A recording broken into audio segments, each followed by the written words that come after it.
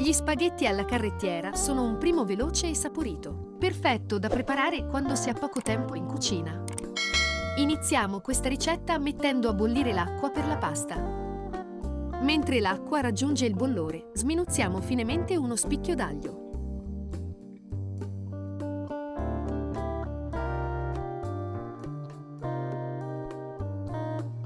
Quindi recuperiamo un ciuffo di prezzemolo fresco e tritiamo le foglie.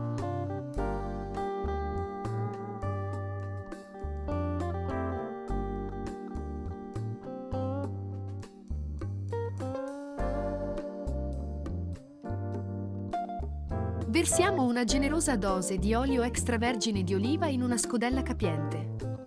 Aggiungiamo poi l'aglio tritato e del peperoncino.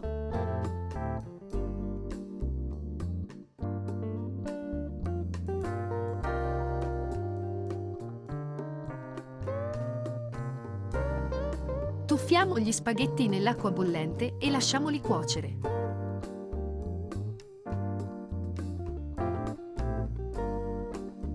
Quando saranno al dente possiamo scolarli, ma prima preleviamo una mezza tazza di acqua di cottura, ben calda.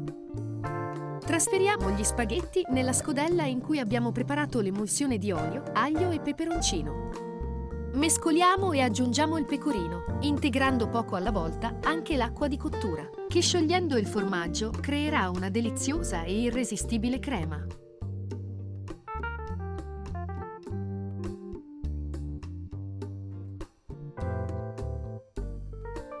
Completiamo i nostri spaghetti alla carrettiera con una pioggia di prezzemolo fresco tritato. Possiamo ora servire questo saporitissimo primo piatto, ben caldo e cremoso. Se ti è piaciuta questa ricetta, non dimenticare di condividerla, di mettere like e di iscriverti al nostro canale. Al prossimo piatto!